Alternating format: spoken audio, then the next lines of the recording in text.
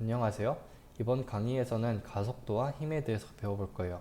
그리고 이 두 개가 어떻게 연관되어 있는지에 대해서 또 배워볼 거예요. 이것은 모두가 뭐 잘 알 것 같지만 F는 ma라는 식으로 통해 가속도와 힘이 연관되어 있어요. 그래서 우선 가속도에 대해서 배워볼 거고 그 다음에 힘, 그리고 마지막으로 뉴턴의 법칙에 대해서 배워볼 거예요. 저번 시간에는 속도에 대해서 배워봤죠. 속도는 시간에 따른 위치의 변화였어요. 그러면 속도에 대해서도 뭐 비슷한 것을 할 수 있겠죠. 이게 바로 가속도예요. 가속도란 시간에 따른 속도의 변화예요.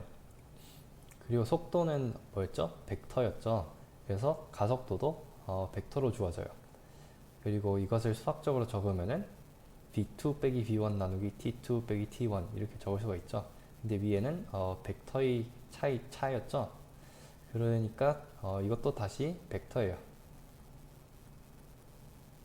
뭐 예를 들어서 t는 0일 때 v가 v1이 0,1이에요. 그래서 y 방향으로 1m/s로 움직이고 있어요. 근데 t는 1일 때 봤더니 v2는 어떻게 0, 뭐 마이너스 2m/s 이렇게 움직이고 있어요. 그러니까 위로 갔다가 밑으로 가는 거죠. 이럴 때 가속도는 어떻게 구하죠? v2 빼기 v1. 여기서 화살표를 빼먹었네. 벡터니까 화살표를 그려줘야 되죠. 그래서 이것을 계산하면은 v2가 마이너스 0, 마이너스 2고 그리고 v1이 0,1이니까 이렇게 되죠. per second. 근데 이것을 시간으로 나눠요. 여기서 1초가 지났죠. 1초. 그래서 이렇게 나눠주면은 결국 0, 마이너스 3 m/s 제곱 이렇게 주어져요. 그리고 이것은 물론 평균 가속도죠. 왜냐하면은 중간에 어떻게 속도가 바뀌었는지를 말하지 않으니까 순간 가속도는 예전에 설명했듯이 뭐 똑같은 거죠. 계속 t2 빼기 t1을 아주 작게 만들면 돼요. 그리고 가속도에서 좀 더 얘기를 해볼 건데 어떤 경우에 가속도가 있는지에 대해서 얘기를 할 거예요. 가장 쉬운 예는 뭐 직선으로 움직이는데 뭐 자동차를 타고 있는데 처음에 정지해 있다가 나중에 빨라지는 거예요. 이런 것은 가속 운동이죠. 그 다음에 얘기를 할 수 있는 게 방향이 바뀌는 거예요. 속력은 바뀌지 않는데 방향은 바뀌어가지고 가속도가 있을 때가 있어요. 예를 들어서 원운동이에요. 등속 원운동. 이렇게 뱅글뱅글 물체를 돌리는데 속력은 일정해요. 그런데 이때 속도는 계속 바뀌죠. 왜냐하면은 방향이 계속 바뀌죠. 움직이는 방향이. 이렇게 움직이는 방향이 계속 바뀌어가지고 이것은 가속 운동이에요. 그리고 물론 속력과 방향이 둘 다 바뀌는 가속 운동도 생각해 볼 수가 있죠. 같은 일은 원운동인데 속도가 뭐 빨라지는 원운동. 그럴 때는 가속도가 있는데 속력과 방향이 둘 다 바뀔 때이죠. 계속 추상적인 얘기만 하면은 이해하기 힘드니까 간단한 예를 좀 들어볼게요. 우선 볼 예는 등속 운동이에요. 등속 운동이란 속도가 일정하다는 거예요. 근데 여기서는 지금 1차원 운동을 하는 거라서 속도와 위치에 화살표를 적진 않을게요. 그리고 여기서 속도가 양수이면은 오른쪽으로 움직이는 것으로 생각하고 마이너스이면은 왼쪽으로 움직이는 것을 생각을 해도 돼요. 그래서 구하고 싶은 거는 위치인데 위치는 다음과 같이 주어지는데 왜 이렇게 주어지는지 한번 유도를 해볼게요. 이것은 어떻게 하면 되냐면은 속도의 정의를 사용하면 돼요. 속도의 정의는 뭐였죠? 속도는 x2 빼기 x1 나누기 t2 빼기 t1 시간 경과분의 바뀐 위치죠. 여기서 x1을 초기 위치 x0 이렇게 적고 x2를 시간에 대한 함수로 나타내 볼게요. x2는 xt. 그래서 이것을 다시 적으면 xt 빼기 x0. 그런데 이것은 시간 경과죠. 이것을 그냥 통틀어서 t라고 부를게요. 그러면은 이것은 t. 그래서 xt는 v 곱하기 t 더하기 x0이죠. 이게 무슨 뜻일까요? 이것은 초기 위치에서 얼만큼 움직였는데 이 움직인 얼만큼이 v 곱하기 t로 주어지는 거예요. 그래서 이 초기 위치에다가 이만큼을 더하면은 어떤 시간 t에 위치를 알 수 있어요. 그리고 이것을 간단하게 그래프를 한번 그려볼게요. 시간에 대해서 위치가 어떻게 바뀌는지. 여기서 예를 들어서 x0를 1로 두고 b를 1로 두면은 여기서 미터, 그리고 이거는 미터 퍼 세컨드. 그러면은 어떻게 그래프를 그릴 수 있죠? 처음에는 1에서 시작하는데 기울기가 1인 직선이죠. 그래서 그냥 이렇게 그려줄 수가 있어요. 시간에 대한 위치를. 이 다음으로 간단한 것은 등가속도 운동이에요. 등가속도 운동이란 가속도가 상수라는 거예요. 그리고 우리는 이때까지 해온 것처럼 그냥 1차원 운동만 간단하게 고려를 할 거예요. 그래서 여기서 계속 했던 것과 같이 플러스 방향은 오른쪽, 그리고 마이너스 방향은 왼쪽, 이렇게 생각을 하면 돼요.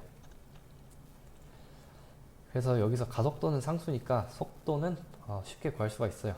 가속도의 정의를 사용하면 바로 구할 수 있는데, 가속도의 정의는 vt 빼기 v0 나누기 t였죠. 이거는 물론 평균 가속도인데 가속도가 일정하니까 그냥 a로 둘 수가 있죠.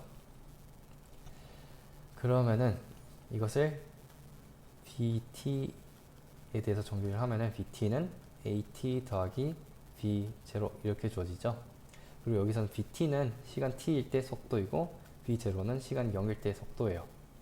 그리고 이것을 예를 들어서 뭐 그려보면은 t, v 이렇게 해가지고 그려보면은 초기 속도가 뭐 이렇게 주어졌다면은 어떤 선으로 주어지겠죠. 뭐 예를 들어서 이름 선. 그리고 여기서 기울기는 a이고, 왜냐하면 t에 대해서 선형으로 변환을 하니까. 그래서 vt는 쉽게 구할 수 있었어요. 그럼 x는 어떻게 구하죠? x는 좀 더 복잡하게 생겼죠. 근데 구하는 방법은 다르지가 않아요. 별로 어렵지도 않고. 그래서 한번 해볼게요. 이것은 예전과 했던 것과 같이, 계속 했던 것과 같이 평균 속도의 정의를 사용하면 돼요. 평균 속도는 xt 빼기 x0. 여기서 xt는 t일 때 위치고 x0는 t가 0일 때 위치예요. 초기 위치요. 그리고 이것을 t로 나누면 속도가 되죠. 그런데 문제는 이게 뭔가예요. 이것을 구해야 되는데, 이것은 이 위에 있는 그래프를 보면 쉽게 구할 수가 있어요. 이 그래프를 보면은 여기서 보면은 b는 이렇게 일정하게 증가를 하죠. 그래서 b의 평균은 뭐겠어요? 여기가 0이고 여기가 t면은 b의 평균은 이 중간 지점에서 주어지겠죠. 그래서 b의 평균은 b0 더하기 bt를 2등분한 거예요. 그래야 이 중간 지점이 주어지겠죠. 그런데 이것은 좀 더 다른 방식으로 쓸 수가 있어요. 이 위에 있는 식을 쓰면은 이것은 이렇게 다시 적을 수가 있죠. b0 더하기 bt. 근데 bt는 이 위의 식에서 주어졌듯이 at 더하기 b0 이렇게 주어지죠. 그리고 이것을 2로 나누면은 평균 속도가 주어져요. 그래서 이것을 이 식에 다시 넣으면은 b0 더하기 b0 더하기 at를 2로 나눴더니 이게 xt 빼기 x0 나누기 t가 됐어요.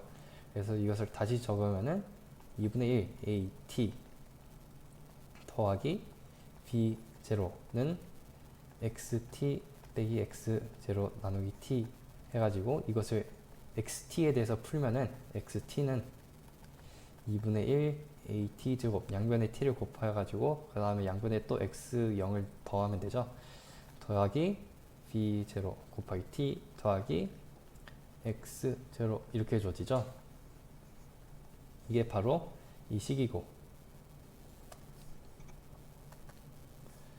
그럼 방금 배운 가속도를 물체에 한번 적용해 볼게요. 물체를 가속시키면은 여러 번 해봤겠지만 물체를 가속시키면 모든 물체가 같게 가속하지 않아요. 어떤 물체는 가속하기가 힘들고 어떤 물체는 가속하기가 쉬워요. 이런 것을 구분하기 위해서 사용하는 개념이 질량이에요. 질량은 어떤 가속을 저항하는 양이라고 정의를 할 수가 있어요. 그리고 가속을 하는 것을 힘이라고 할 수가 있어요. 정의를 그렇게 할 수가 있죠. 힘은 물체를 가속시키는 양이에요. 그리고 이것은 단위는 뉴턴이고. 그런데 힘은 직관적으로 생각을 해보면은 방향이 있고, 그리고 크기가 있죠. 세게 밀 수가 있고 약하게 밀 수가 있고, 그리고 오른쪽으로 물체를 밀 수가 있고 왼쪽으로 물체를 밀 수가 있어요. 그래가지고 힘은 벡터라고 할 수가 있죠.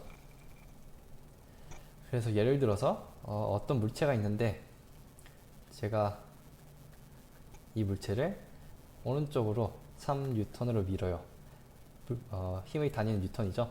그리고 다른 사람이 있는데 이 사람이 왼쪽으로 3N으로 또 밀어요.